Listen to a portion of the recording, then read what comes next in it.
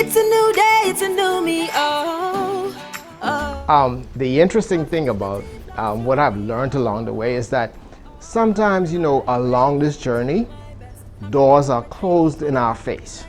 And when we look at a door closing, we're like, oh my goodness, how can that door close? And so that meant that I'm a failure, or that meant that why? And especially if you're believing like me that God has a direction for my life, and so everything that I do, I look at it as saying, well, okay, yes, I'm preparing for the next step. I'm preparing for the next step. I had a situation that happened in 1991. I would say I'm a part of Alpha Phi Alpha Fraternity Incorporated, also a part of what you consider the governing body of all fraternities and sororities. Here I was in the Nassau Bahamas Pan-Atlantic Council. And so in 1999, I went to the International National Pan-Atlantic Council's convention. I was 31. Daring, second convention, I decided I would run for national first vice president. Daring because no one from outside of the US had ever ran for that office. And so here it was, I was running against some other persons.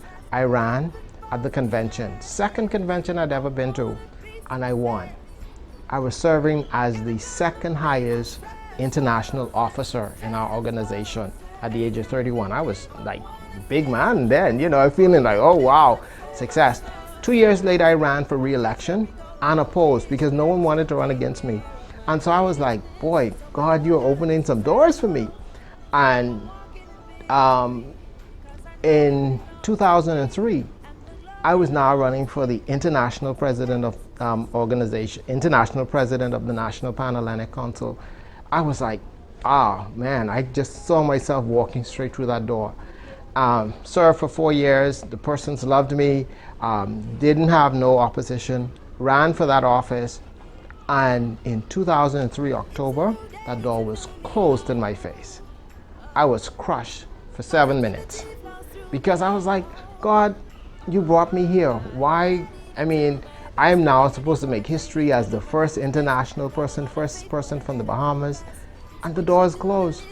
My whole team was devastated because they looked at it and said, oh, it was no way that Ricardo was going to lose this election.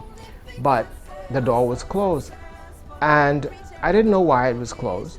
And about 9 months later, as I said, I was working with the Student of the Year. We were a committee of the Nassau Bahamas Pan-Atlantic Council, but 9 months later, we decided to form a foundation for the Bahamas Primary School Student of the Year. Prior to 2004, it was a committee of the National Pan-Atlantic Council. We had raised $50,000 from 1997 to 2004. 9 months after I lost the election, we created the foundation. 9 months afterwards. When we created the foundation from 2004 to 2019, we have raised $1.8 million worth of scholarships and prizes.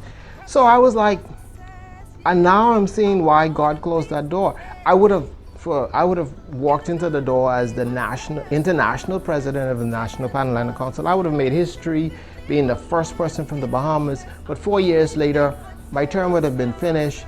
But he allowed me and those persons who went with me to the convention to establish this foundation.